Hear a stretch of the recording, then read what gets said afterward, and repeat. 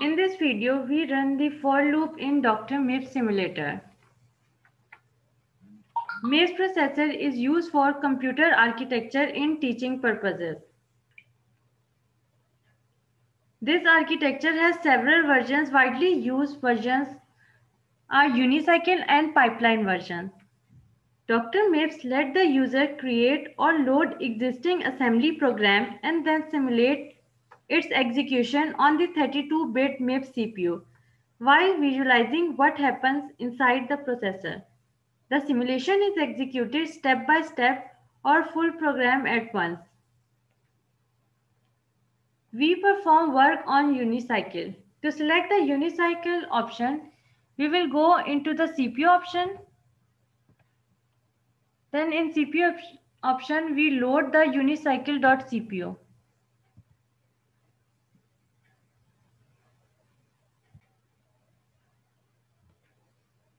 In unicycle, each instruction is executed in a single clock cycle.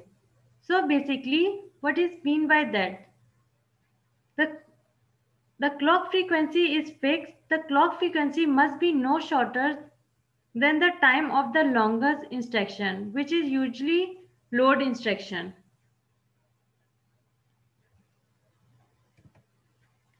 In each step, we can see the contents of the register, data memory, and more importantly, the composition and state of unicycle or 5-stage pipeline data path.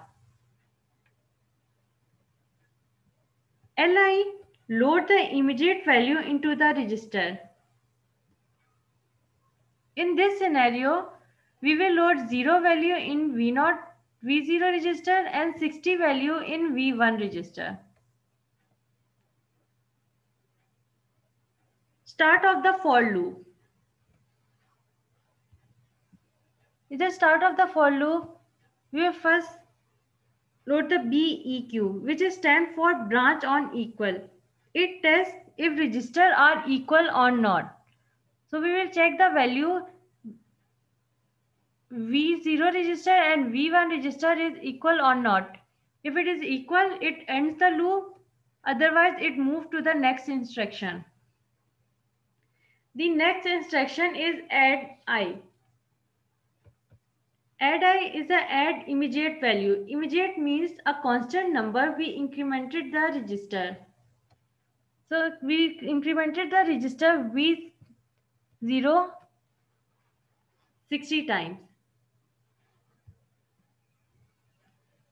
J is used for the jump instruction. This instruction jumps to the start of the loop. Now we run our code.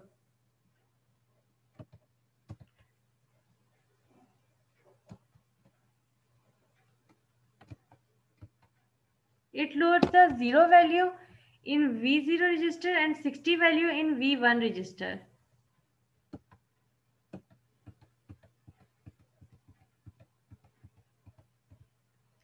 Now it incremented the V0 register value 60 times.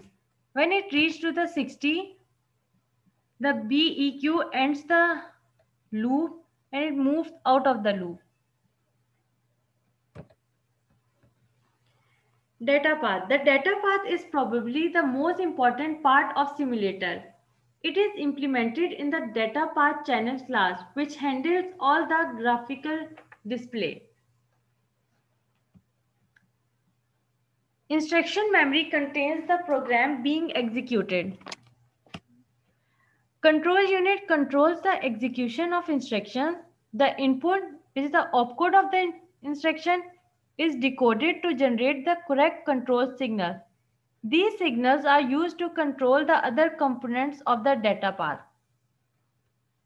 Register bank. It holds all the MIPS register and provides read-write to them. The value of the read register 1 and read register 2 register are read to the output. Write data is written to the write register at the clock transition if register write is enabled. Mux is a multiplexer. It selects the instructions RTD or RD field as the destination register. ALU controller.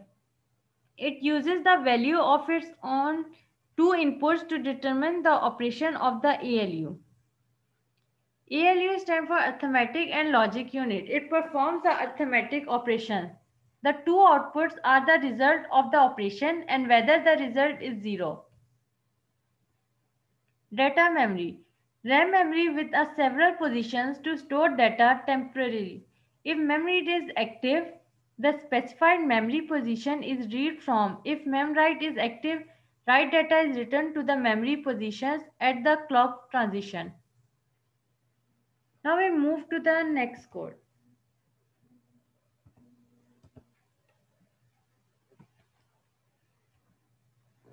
In this code, we load 0 in V0 register and 6 value in V1 register. In the loop, first it checks if the values of V0 and V1 register is same or not. If it is not, it moves to the next instruction, add I. Add I start incrementing the V0 register.